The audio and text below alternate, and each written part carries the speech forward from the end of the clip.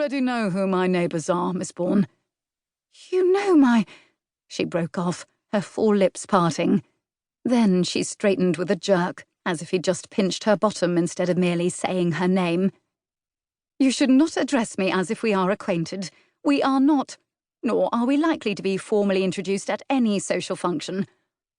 "Because common blokes like me don't get invited to the high society parties you lot attend." Those lashes bunched together again.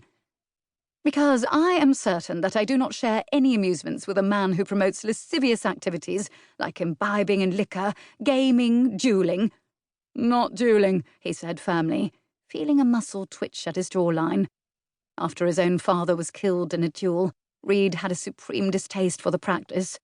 In fact, he spent a good deal of his nights trying to keep his more hot-headed patrons from demanding satisfaction over insignificant slights. "It's a coward's way to hide behind a pistol. Real men know how to settle a score fairly." "An educated man might use words to reach an amicable understanding with another. However, I do not imagine that is the preferred method of the owner of a gambling establishment." Actually, it was. As far as Reed was concerned, a man in his line of work had to be skilled in the art of mollifying and mediation. But he didn't feel the need to explain himself to Miss Bourne. He'd let her think what she liked. Besides, he was enjoying how easy it was to get a rise out of her. "Using words? Now, where's the sport in that?" He chuckled at the way she huffed, all smug and superior, even as her curious gaze dipped to the open neck of his shirt once more. "I tell you, nothing excites a mob of dandy, silk-pursed aristocrats more than the prospect of betting on blood sport. Every time I get these duel-at-dawn gents to step into the ring for a few bare-knuckled blows instead, it's good for business." She paled visibly, her mouth set in grim disapproval.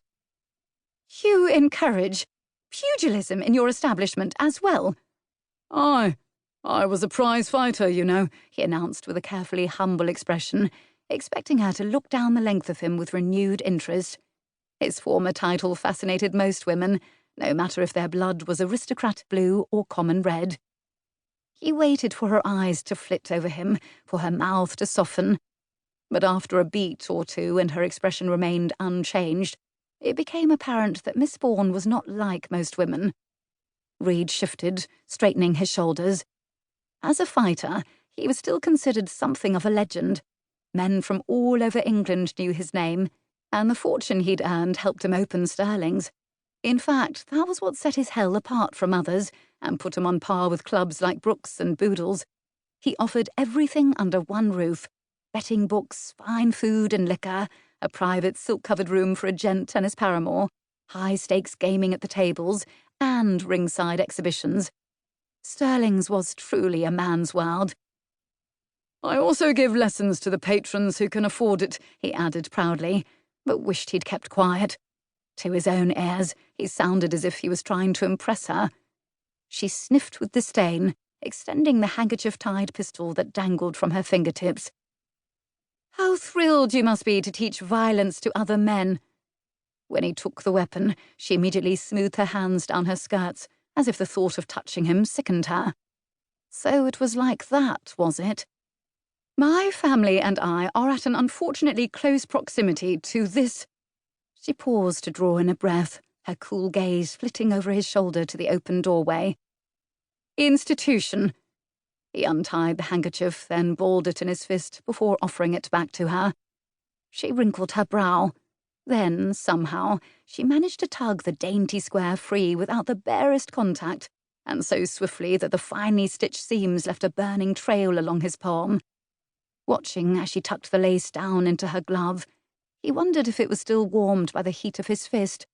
He hoped it was. He wanted her to imagine that she was only a scrap of lace away from the bare hand of a common man. "What is unfortunate to some might be fortuitous to others," he said. "There are many who would enjoy living so near Sterling's." "That is not the case in my circumstance, I assure you, and I would prefer it if you would keep the midnight carousing of your patrons to a dull roar and ask them not to litter on our doorstep." "If you don't wish to live here, Miss Bourne, then take other lodgings. I'm certain that the Duchess can find someone else to rent her townhouse, or even to buy it outright."